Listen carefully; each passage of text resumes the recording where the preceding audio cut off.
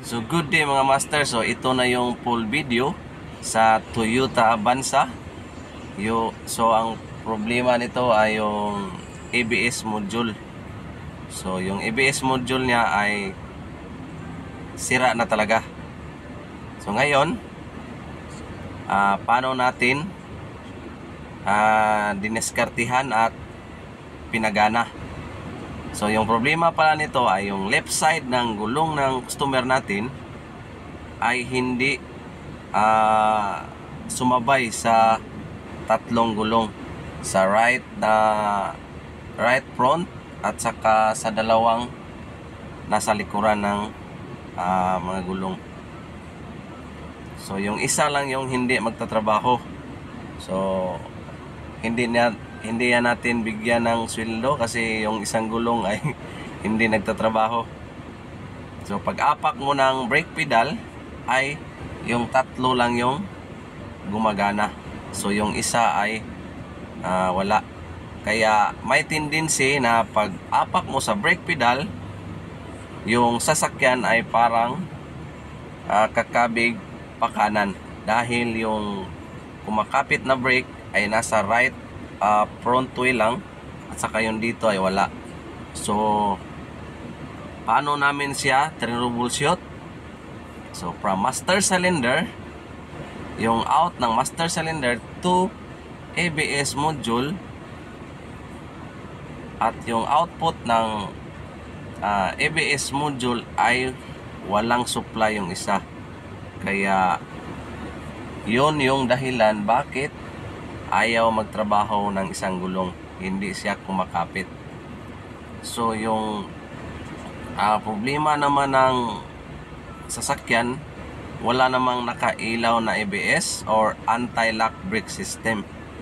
So yan yung tawag dyan. So para mas lalo nyong maintindihan yung ibig kong sabihin, ay ipapakita ko na sa inyo yung actual video. At least may idea kayo kung ano yung mga pinagsasabi ko. So ito na mga master.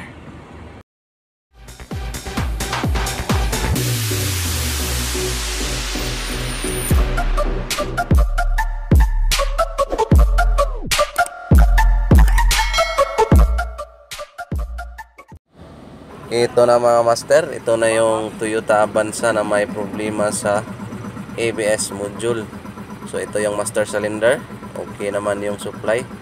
At dito nakalagay yung ABS module natin. So kita natin na wala na dyan dahil tinanggal na para madali tayo makabideo. So ngayon ay try lang natin tong lilinisan kung madali natin sa linis.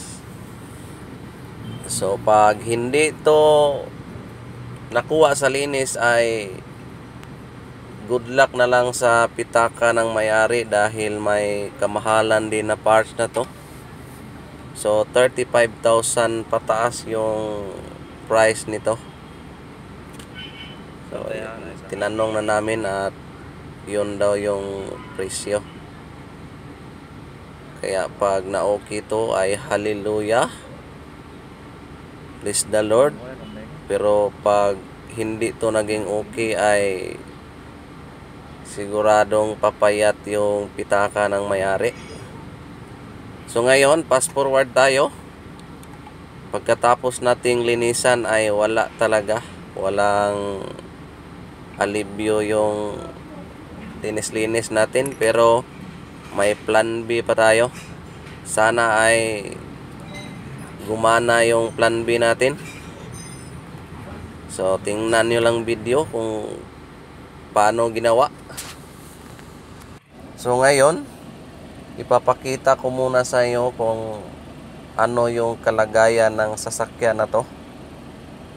So itataas muna natin to gamit itong lifter para matest natin lahat yung gulong, paikutin natin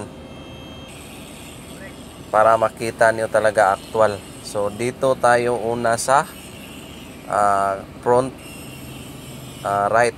So ito yung front right. Ayan. Kita natin pag sinabi natin brake ay gumagana naman siya.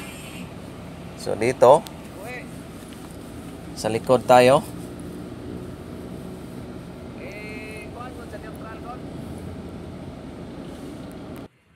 Isip sa neutral. So kita natin na umikot pag brake. Ayan, hindi na talaga ikot. So ibig sabihin ay nagtatrabaho yung brake dito. Gumagana. Dito naman tayo sa kabila, sa likod ng left side.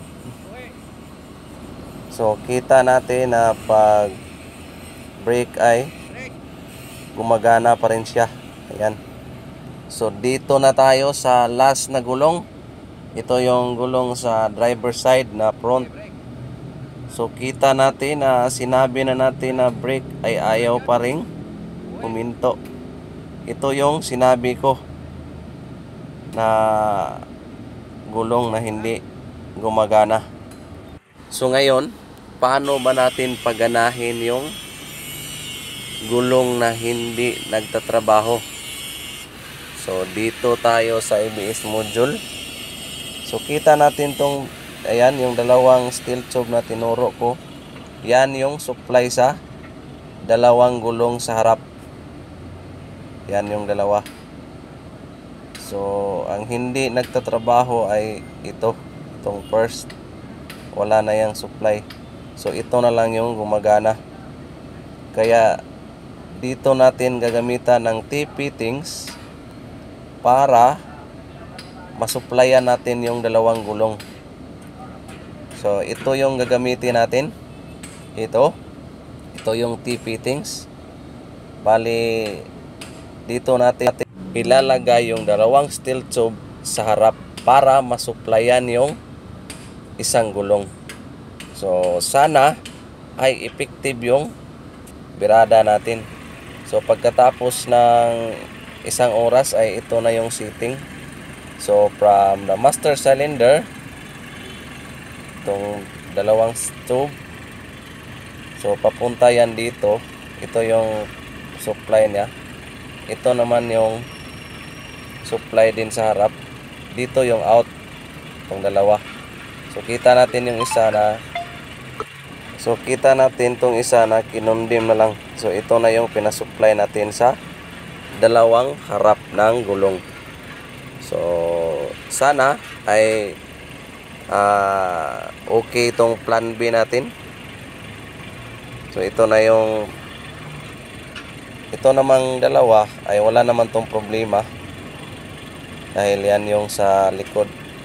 Dahil ang ABS module na to ay mahal kasi bilhin, kaya nagtitipid muna yung may-ari. Kung madiskartihan ay mas maayos daw, or magpapasalamat pa siya sa atin. So ngayon, pagkatapos nating i-bleeding lahat yung gulong, tingnan muna natin yung brake pedal kung hindi ba siya malalim. Hindi ko na pinakunan yung pag-bleeding pa dahil alam naman natin kung paano i-bleed itong mga sasakyan. So kita natin na mababaw naman yung brake. So sana ay okay to patakbuhin. I-test drive natin. So ngayon, actual nating ipapakita yung isang gulong kung gumagana na ba.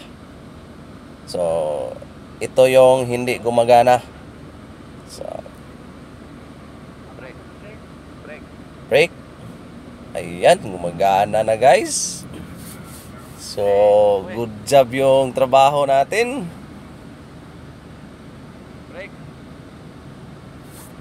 Ayan, hindi na talaga matulak pa. Dito naman tayo sa kabila.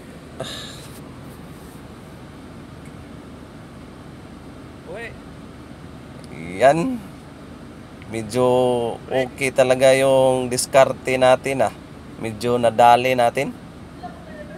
Ito naman tayo sa likod, pangatlong gulong.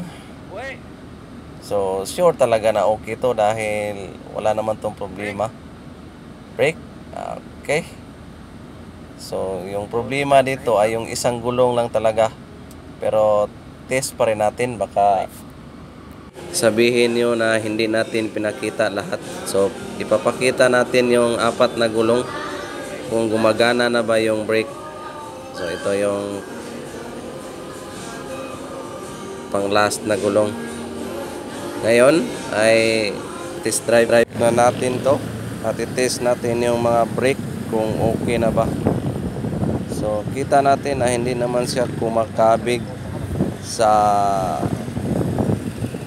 right, dahil nung test drive natin to dati ay kumakabig talaga siya sa papuntang kanan. So napipil ko naman yung mga brake na kumakapit yung 4.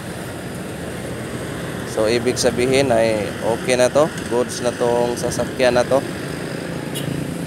Pwede na nating tawagan yung may-ari na pwede na tong gamitin. So at least nagawa natin ng paraan yung problema ng sasakyan na to. So goods na yung kahimtang. At dito na tayo sa shop. Ipapark na natin to ng maayos. So habang hinihintay natin yung may-ari, pag nag-trouble to sa sunod ay papalitan na natin talaga to ng buo. Assembly na ABS module. So dahil batang-bata pa naman to, kita natin na napakabago pa nito at makintab pa talaga. Pero nagka-problema na yung ABS module.